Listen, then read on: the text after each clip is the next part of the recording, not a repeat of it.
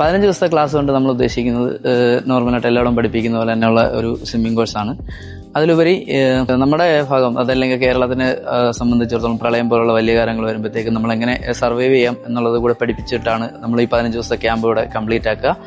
ആദ്യം നമ്മൾ എല്ലാവരും പഠിപ്പിക്കുന്ന പോലെ തന്നെ എൻട്രി ആൻഡ് എക്സിറ്റ്, അതിനുശേഷം ബബ്ലിങ്, അതിനുശേഷം ഫ്ലോട്ടിങ്ങിന് ശേഷം കിക്കിങ്, അത് കഴിഞ്ഞ് ഹാൻഡ് മൂവ്മെന്റ് കഴിഞ്ഞിട്ട് ഫ്രീ സ്റ്റൈലാണ് പഠിപ്പിക്കുന്നത്. ബേസിക് ഫ്രീ സ്റ്റൈൽ പഠിപ്പിക്കുമ്പോൾ സൈഡ് ബ്രീത്ത്.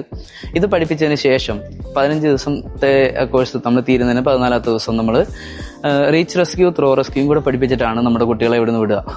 ഓക്കെ, നമ്മൾ ഒരാൾ കരയ്ക്ക് നിന്നിട്ട് അല്ലെങ്കിൽ ഒരു അപകടം വരുമ്പോൾ, വെള്ളത്തിലൊരു അപകടം വരുമ്പോൾ എങ്ങനെ നമ്മൾ വെള്ളത്തിലിറങ്ങാതെ കരയ്ക്ക് നിന്ന് രക്ഷപ്പെടുത്താം എന്നുള്ളത് ഉൾപ്പെടെ പഠിപ്പിച്ചിട്ടാണ് നമ്മുടെ 15 ദിവസത്തെ കോഴ്സ് കംപ്ലീറ്റ് ആകുന്നത്.